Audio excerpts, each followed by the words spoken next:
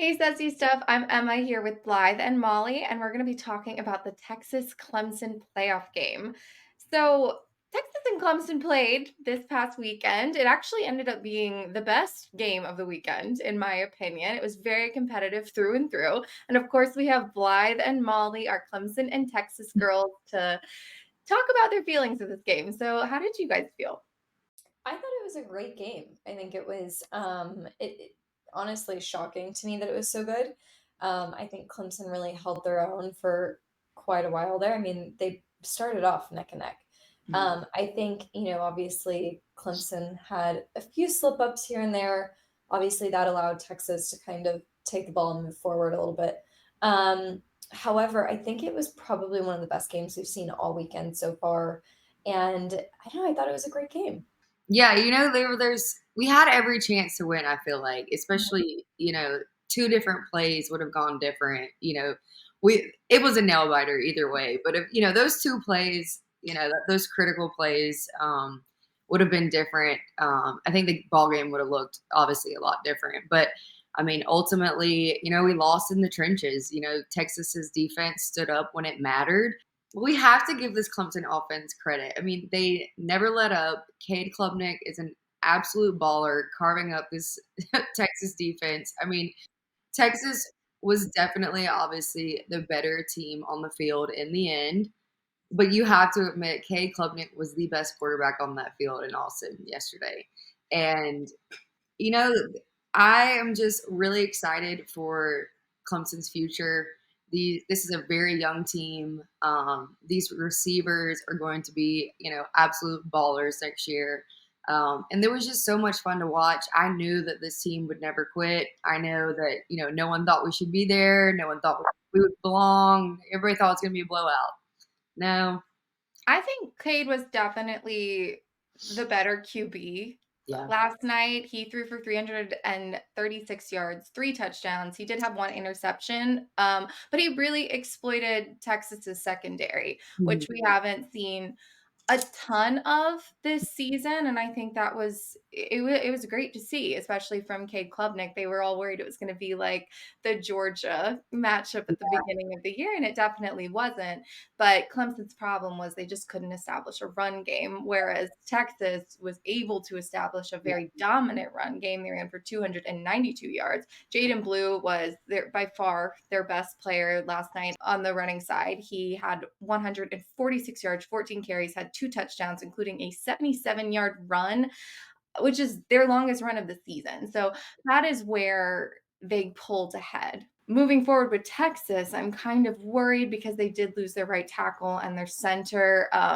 which I don't know if they'll be back for the Peach Bowl or not.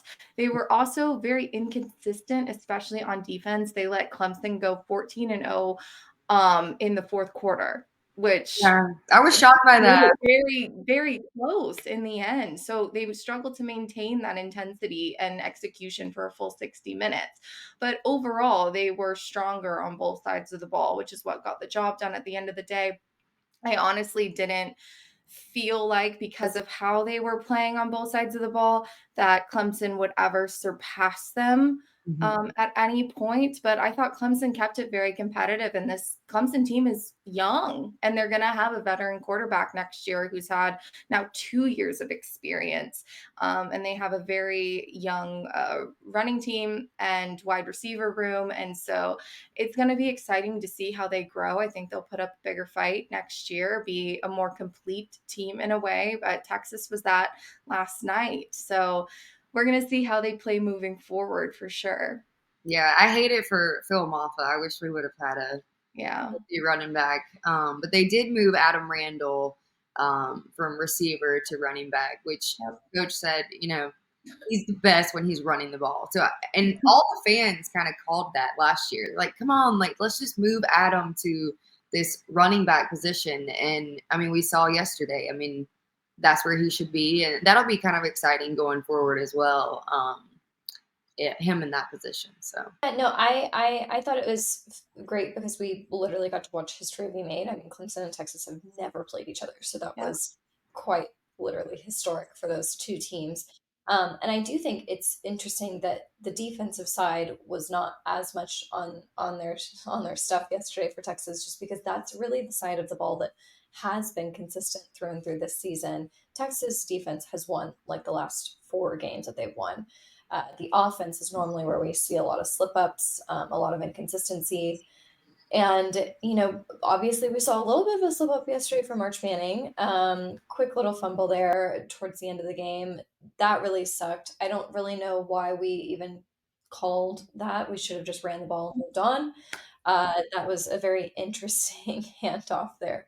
But all in all, like Emma said, I didn't really see Clemson winning, but I was shocked that they kept as much of the game going as they did. Just considering when you compare the teams, just me and Emma were talking about this last week. When you're comparing Georgia and Texas, they're very similar in their talent aspect. And so seeing how bad Clemson lost to Georgia, I was like, ooh, I don't know how this game is going to go. But Clemson really showed up and showed out, so I'm really happy for them. Yeah, I think that game definitely, obviously, probably prepared them for this. Well, we talk about strength of schedule all the time. You have to look at Clemson's strength of schedule as well. They've played now 3 SEC teams. They were in the ACC championship.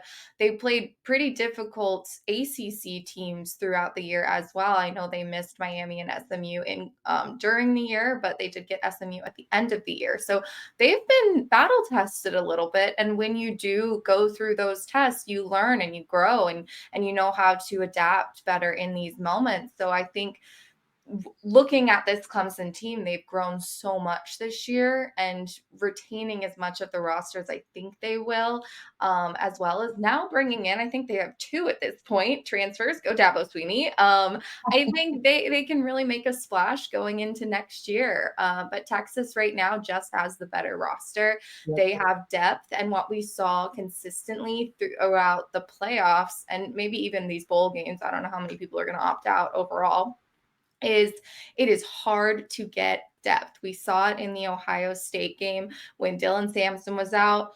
Their run game was rough Yeah. because they didn't have their starter. But Texas is a team that has this depth, which is kind of rare Yeah. now. So they can lose an Isaiah Bond and still be dominant on both sides of the ball. Whereas you lose Maffa and you don't have a run game Yep. really. So Yeah. it is interesting to see across all of college football of how depth is kind of not a thing anymore. You can't build a strong team throughout your roster with guys who can really step up immediately in that moment. Of course, they can grow, but Yeah. it's interesting in this era of college football how kind of lopsided it all is at the end of the day. Well, I just want to like comment too on the fact that like so far each playoff game that I've watched, the calls have been really fair. Like Mhm. we have not seen calls be one-sided. No. So I'm not sure if that's also going to continue throughout this. I don't know. I know we've seen a lot of it in the SEC this season where just particular refs just were not great this season. So I'm really excited to look forward just on that end too of seeing, you know, holding was like the worst thing for Texas this year, I swear. Holding, pass interference, all those calls, they've all been fair so far. So I'm really looking forward to seeing the next few games and how the next few weeks go with the calls as well. I was really hoping in the beginning of the game when we had that momentum flowing on that 4th and 1 or 2, whatever it was, I wish they would have gone for it there. I just wonder what, they had like all that juice going into it. I'm like, come on, let them stay on the field. Like, let's do this. Like, I hated that. Well, that's the thing is like Clemson needed to be aggressive Yeah. from start to finish. They could not let up. And that was the moment I was like, no, you have to go. You have to go because you will get beat on both sides of the ball. So you have to take these risks. Maybe you wouldn't have gotten it. And that would be what it would be. Wouldn't even have mattered. Yeah. It's like, Yeah. okay, like that's all right. It's early But on. you don't want the what ifs. You don't want the what ifs. And so, I mean, you might have it either way. What if I just kicked it away? Whatever. But I think if you would have just gone in there and been a little bit more aggressive, things could have been different. I just wasn't worried for Texas at the end of the day, but that was just in this performance. Maybe if I was watching Dabo Sweeney take those more aggressive calls, I would have been like, okay, this could be something. So that's a great point as well. Thank you so much for joining us, recapping the Texas Clemson game, the historic game here in Austin, Texas. My name is Molly. I'm with Blythe and Emma. Make sure to follow us on all social media pages, and we'll see you next week, Sassy Stuff.